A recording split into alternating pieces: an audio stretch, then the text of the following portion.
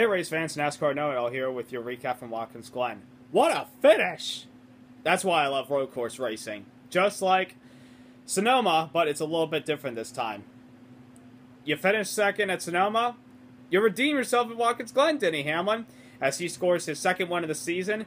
First win since his Daytona 500 win this year, with scoring his first career road course win at Watkins Glen today over Joey Logano, Brad Keselowski, AJ Allmendinger, and Tony Stewart in his last start at Watkins Glen. What a great finish. Coming to the checkered flag, Martin Truex Jr. was running second, trying to chase down Hamlin. Keselowski bumped into the back of him, and Truex had to settle for a 8th place finish. And after the race, Keselowski and Truex bumped into each other afterwards, showing their displeasure. Then they talked on pit road. No fights, no anything, just, arguments. And Brad said it was his fault. But, that's what you're doing in a finish like this. You're trying to gain every position. You're trying to go for the win, to be honest with you. You're trying everything you can at the finish.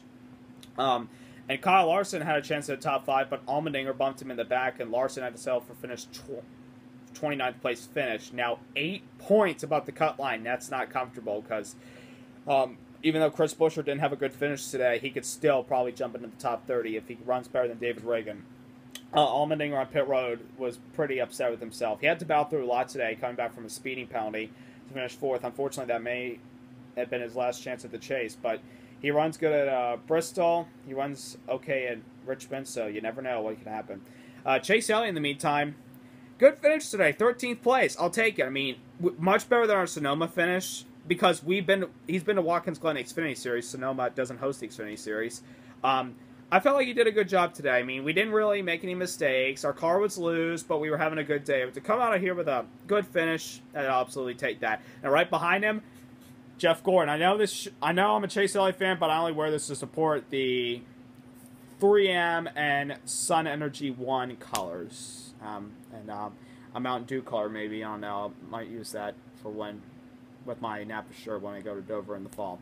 But Jeff did a good job today. He had a little damage at the beginning by bumping into the back of Dillon in the inner loop. So apologies to Austin Dillon, and he didn't have a good finish anyway because he got involved in a wreck with a few guys. I'll talk about that in a second. But Jeff, 14th place, was good. And Dale Jr. came to the track this weekend and visited the whole 88 crew and Ray Ives. It was good to see Jr. back, and praying he gets better. And mostly it's about him and his health, and he wants to also want to extend his contract with Hendrick, hopefully. That'd be nice, because Jr. says he wants to be around for a long time, perhaps maybe another 5 years, 6, 7 years. I mean, I like Dale Jr. I love Jr. He's like my 3rd favorite driver of all time, 2nd favorite when, Jeff's not driving. And Chase is my main favorite, but I have all respect for Dale Jr., and I hope you get better, buddy.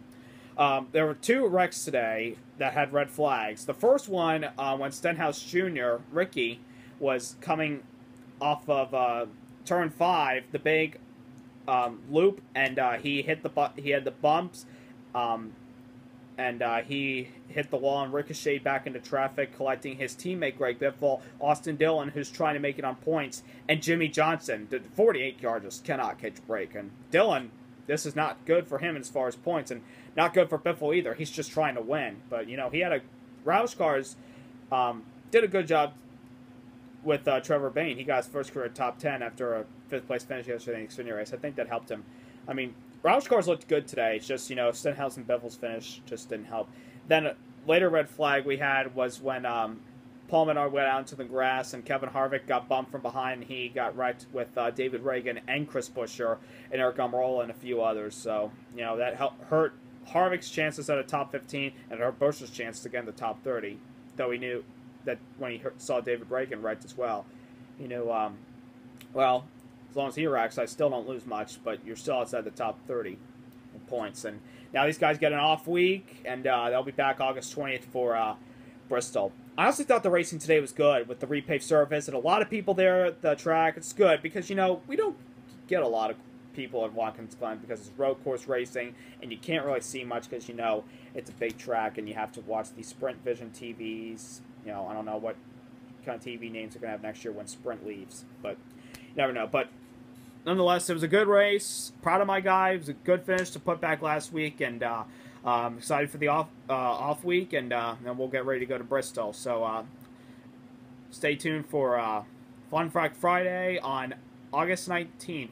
I'll be doing a video for you then. I'll do a race review for Bristol on Sunday the 21st. So in the meantime, don't forget to hit the subscribe button. Put a Goodyear legal like on this video if you enjoyed it. Congrats to Denny Hamlin. Great job by Chase Elliott and Jeff Gordon. Enjoy the off week, race fans. Adios.